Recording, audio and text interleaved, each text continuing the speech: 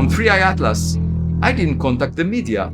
I just wrote a few papers, and then it became viral. Discovered on July 1st, 2025 by the Atlas telescope in Chile. At what point did it hit your radar? Immediately. You need to understand this up front. The Parker Solar Probe didn't just observe the sun from afar. It entered the sun's outer atmosphere, the corona, and sent back in situ measurements from inside that environment. At closest approach, the probe reached distances on the order of 6 million kilometers from the photosphere, well inside the region where plasma is heated to millions of degrees. And where the solar wind is born, that fact alone changes everything. Instead of inferring what happens in the corona, we now have direct measurements of its plasma, magnetic fields, and microstructure. Inside the corona, Parker found a level of complexity that is hard to overstate. Instruments recorded sudden, large amplitude fluctuations in plasma velocity and density. They recorded magnetic switchbacks, abrupt reversals in field direction, and localized jets where plasma velocities spike by significant fractions. These were not ephemeral blips. Many of these features persisted long enough to be tracked as they moved, indicating coherent, transportable structures rather than mere background turbulence. When you hear the corona is chaotic, that is true in one sense, but Parker revealed coherent chaos, organized structures embedded inside turbulent flow. This matters for the question you clicked on. Coherence suggests the possibility of stable plasma configurations. Plasma is electrically conducting. It couples to magnetic fields, and under the right conditions, it self-organizes. Laboratory plasmas form filaments, vortices, and solitons. Space plasmas can, to Parker's data, show precisely those kinds of ordered behaviors at coronal scales. Because the corona is collisionless and magnetized, nonlinear processes can produce structures that maintain identity for long timescales relative to local flow.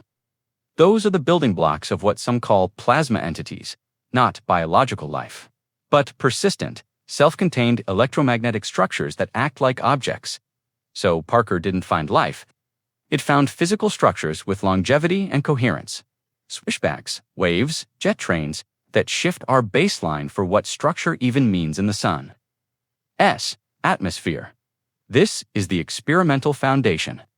Before we call anything an entity, we must catalog how long these things persist, how they form, and how they transport energy.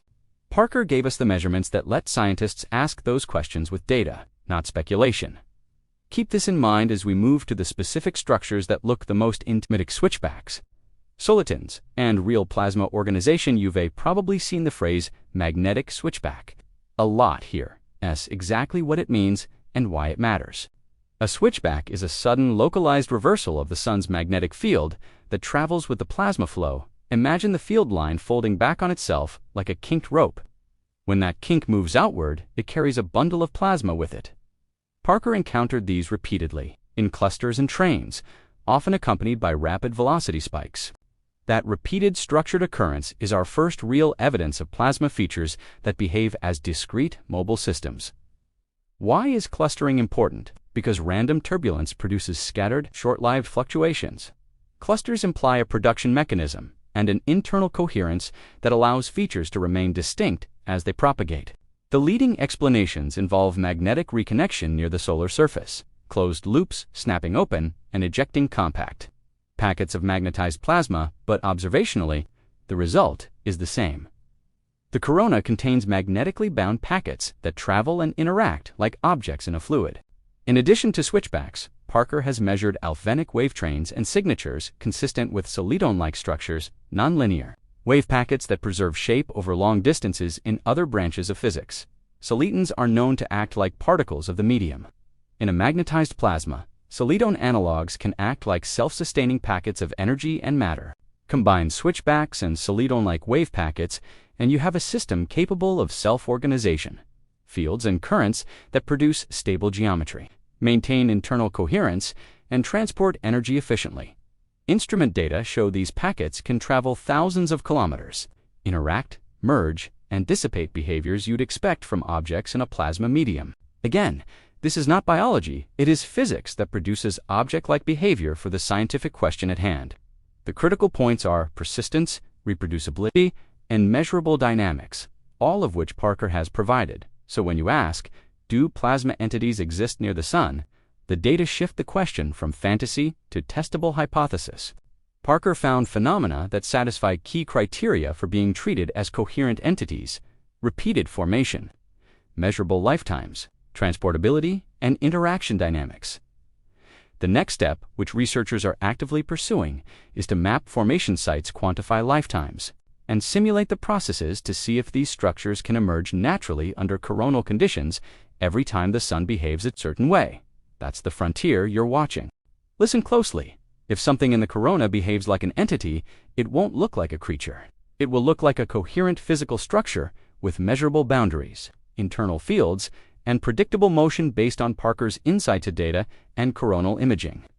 The candidates for entity-like behavior are plasmoids, magnetic flux ropes, and solidone-like wave packets. Here's what each of those looks like. In the real measurements you'd expect to see, a plasmoid is a compact island of plasma and magnetic field formed during magnetic reconnection. In images, it can appear as a bright knot or bubble moving outward. In in situ data, it shows as a localized reversal or enhancement in magnetic field strength, a density pulse, and coherent velocity. Plasmoids form in current sheets, the thin layers where opposing field lines break and reconnect, and they can range from kilometers to thousands of kilometers, depending on where they form, because reconnection is common in the corona. Plasmoids are a natural byproduct. They're discrete, travelable, and persist long enough to be tracked by instruments. A magnetic flux rope is a twisted bundle of magnetic field lines threaded with plasma. Flux ropes have internal topology distinct from surrounding plasma. You can detect them by their rotating magnetic signature, organized current systems, and tightly correlated plasma and field changes as they pass a spacecraft. Large flux ropes are already observed in ejecta and coronal mass ejections. Smaller flux rope analogs can exist continuously in the corona and appear as persistent. Object-like structures, solidone-like wave packets, are another possibility. These are nonlinear plasma waves that preserve their shape while moving. In the corona, they would show up as repeated stable pulses in field and velocity data, and as coherent brightness features in cadence imaging. Solidone behavior is attractive because it supplies a physical mechanism for long-lived, self-preserving structures without needing a rigid body. Crucially, these forms have measurable fingerprints, correlated magnetic field rotations, density and temperature contrasts, velocity coherency, repeatable lifetimes, and predictable propagation speeds tied to local alpha speeds. If you treat them as entities, it's purely because they meet the operational criteria of object-like persistence, self-organization, and interaction. Not because they're alive. In short, the corona already produces structures that behave like objects. Calling them entities is shorthand for coherent, stable plasma configurations you can detect and model. You're smart to ask, how do we know these observations aren't just noise, image tricks, or instrument glitches? Scientists separate real structure from alternatives using cross-checks, multi-instrument correlation, and theory-driven predictions. Here's how that process works and what it's already shown. First, multi-instrument confirmation is essential. Imaging SDO, SOHO, WISPR on Parker shows morphological features in motion. In situ instruments fields for magnetic fields, SWEP for particles. Supply the local plasma and field signature as the spacecraft crosses the structure. A real plasmoid or flux rope will produce both a spatial brightness feature in images and a time series signature in the probe S measurements. When those line up in time and direction, it rules out single sensor artifacts. Second, the signature pattern matter's random turbulence produces a broadband. Stochastic signal coherent structures produce ordered fingerprints, smooth field rotations, flux rope, sharp but localized density, velocity pulses, plasmoid or repeated, shape-preserving wave packets, solidone-like.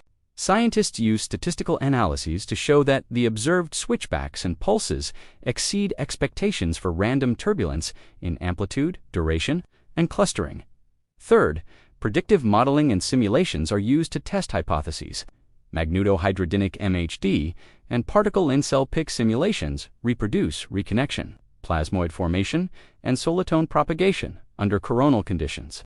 If simulated structures produce the same multi-sensor signatures and dynamics we observe, that strengthens the real structure interpretation where simulations fail. The hypothesis is revised forth. Alternate causes are constrained. Projection effects from line-of-sight imaging are tested by comparing viewpoints, e.g. Parker's WISPR, versus Earth-based coronagraphs. Instrumental artifacts are eliminated by cross-checking independent instruments and spacecraft. If two different spacecraft separated in space see compatible signals, it's not a local glitch. Finally, targeted tests are ongoing. Map where structures form active regions, coronal holes measure lifetimes, and energy budgets, and test if the structures interact like discrete objects merge. Bounce, fragment future campaigns, coordinated observations with Solar Orbiter. DKIST and Parker are designed specifically to test formation mechanisms. So what would convince scientists? Consistent imaging plus InSight 2 signatures plus reproducible simulation results plus repeatable formation sites, that's the bar. Right now, Parker's discoveries pass many initial checks. Coherent switchbacks, clustered pulses, and solidon-like trains exist in the real data. The work going forward is turning those observations into robust physical models that explain how, where, and why the corona produces these entity-like structures. This isn't just academic curiosity. If the corona routinely produces coherent plasmoid and flux rope-like structures, it changes core assumptions about how the sun heats its atmosphere and accelerates the solar wind. For decades, we've debated where the corona's energy comes from and how the solar wind reaches observed speeds.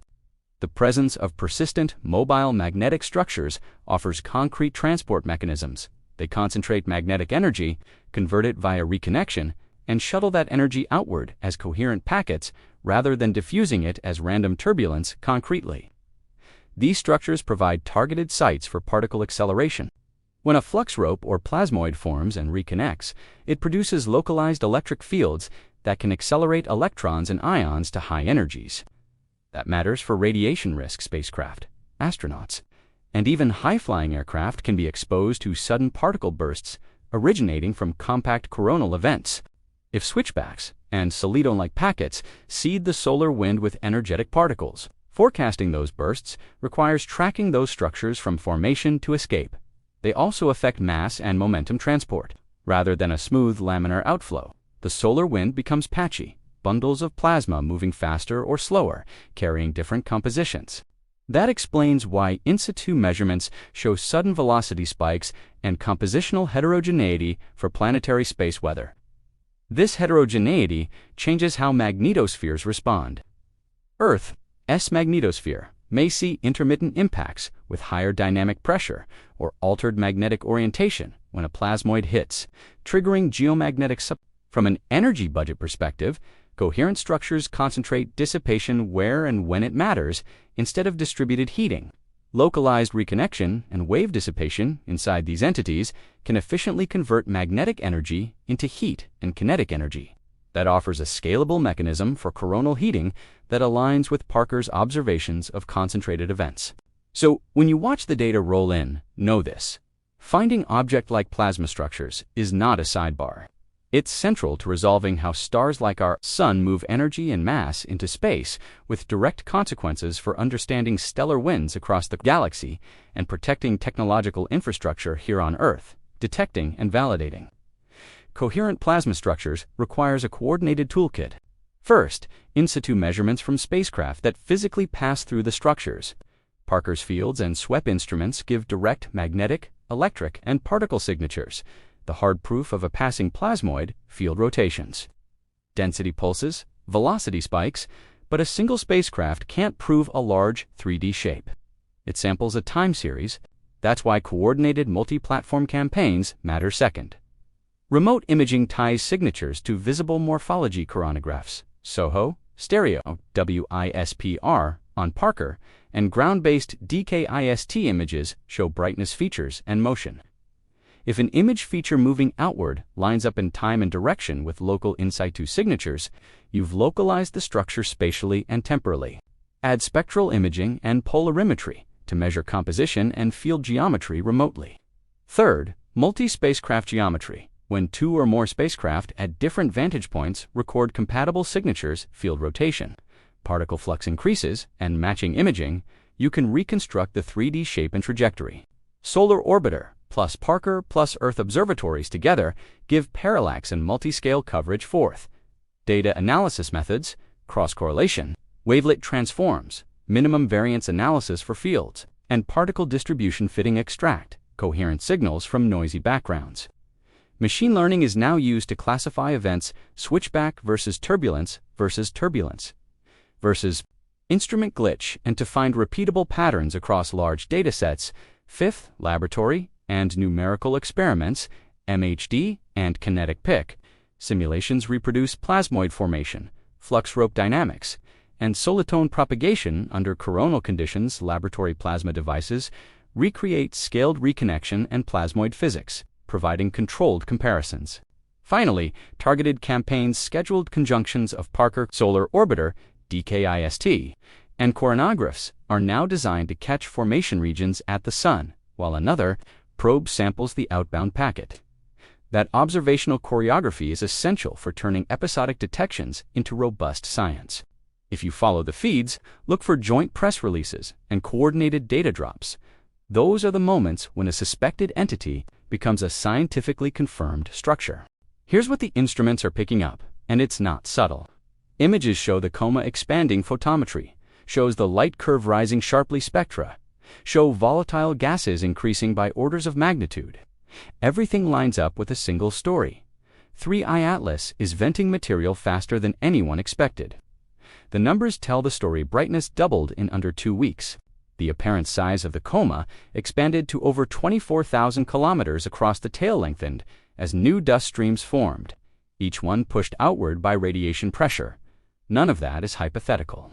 It's straight from multi-observatory imaging sequences. Then comes the spectroscopy, the real smoking gun. Telescopes like Keck and the Very Large Telescope picked up stronger CN bands, confirming intense cyanide outgassing. But they also detected something unusual: metallic lines, especially nickel. Near the core, that's not common in most comets. It suggests 3I Atlas contains metal-rich grains that vaporize under extreme solar heating. You can literally trace the physics. Nickel and cyanide emissions: spike gives gas, expands gives coma, inflates gives brightness, skyrockets. Each variable confirms the next. We've also seen changes in tail geometry. The anti-tail that formed earlier began to shift direction as fine dust particles were blasted by the solar wind. Smaller grains got pushed into a thin, straight tail. Larger ones stayed behind, forming faint streams near the coma. That evolving structure is how you see radiation pressure acting in real time, and there's one more measurable side effect. The comet's path is drifting, not from gravity, but from the sheer push of gas escaping. That outgassing produces a non-gravitational acceleration that's visible in precise orbit data. It's tiny, but consistent proof that the ejection forces are strong enough to nudge a multi-kilometer body through space. Put all of that together: the spectral spikes, the rapid coma growth, the altered tail geometry, and the measurable trajectory change, and you get a complete physical confirmation. Solar activity didn't just illuminate 3I Atlas, it changed it. July 1st, 2025. Atlas flags a faint, fast object. The software and team run the numbers, and within hours we have an eccentricity. 1. This ISNT, a solar system comet observatories, kicked into gear fast. Within a day, the Minor Planet Center and JPL had orbit fits, and telescopes worldwide began queuing target of opportunity observations. What mattered next was cadence. Over the following weeks, the light curve did not creep up, it jumped. Photometry from survey telescopes and follow-up imaging showed a flux increase measurable on day-to-day frames. That's the first timing flag. Abrupt brightening while the object was still at large. Heliocentric distance teams compared archival frames. Then started coordinated spectroscopic runs. Hubble, JWST, Keck, Gemini, and several ground spectrographs took prioritized data. Those rapid follow-ups are why we can say the brightening is instrument-backed and multi-wavelength. The imaging showed the coma expanding to tens of thousands of kilometers. Spectra showed volatile and metal lines strengthening at nearly the same time. Perihelion timing matters for interpreting behavior. The object is moving inward, and the main heating windows happen in the weeks surrounding closest approach. That's when baseline sublimation increases anyway. What made this event notable was that sharp bursts coincident with heightened solar activity were layered on top of the steady perihelion heating. In short, discovery July 1st. rapid global follow-up within days, abrupt activity episodes through the summer. Then, the key heating peak as it moved into the late October perihelion window. Observability note: some ground stations experienced temporary loss during solar conjunction or poor geometry. So the dataset has gaps, but the combined space plus ground coverage is dense enough to tie brightening spikes to specific intervals. That timeline discovery, immediate follow-up, abrupt spikes.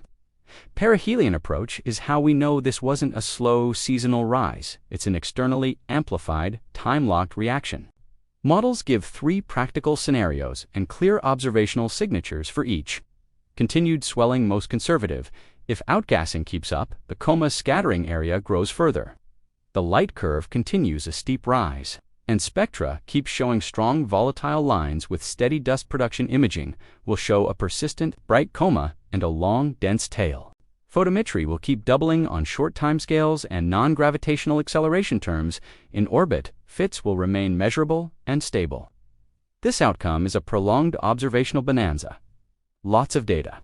No structural failure plateau stabilization.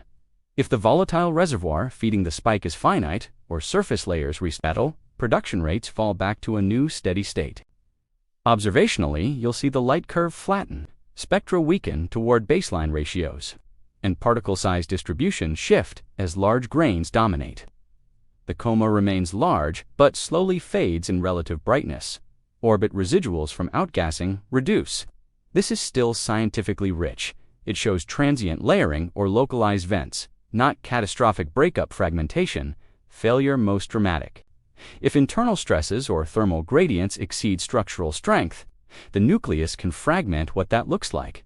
Sudden spikes, followed by rapid declines in nucleus-centered brightness, multiple nucleus fragments in high-res imaging, and complex tail morphology as fragments produce independent dust streams. Photometry becomes noisy, and orbit fits show changing non-gravitational vectors as fragments separate. Fragmentation would explain extreme short-lived jumps and is the riskiest scenario for interpretation, higher drama. But also higher scientific return, what to watch in practice. High-cadence photometry to track light curve slope, integral field spectroscopy to watch spatial profiles of species, CN versus metals, high-resolution imaging to look for multiple condensations or jets. Polarimetry to probe grain sizes and composition changes, short checklist for viewers. If the light curve keeps climbing and spectra stay strong, gives continued swelling. If the curve flattens and spectra dilute, gives plateau. If the nucleus splits in images and photometry turns chaotic, gives fragmentation. I'm watching those 3 signals because they give a clear, testable story for what the sun's heating and intermittent solar storms actually did to this interstellar visitor.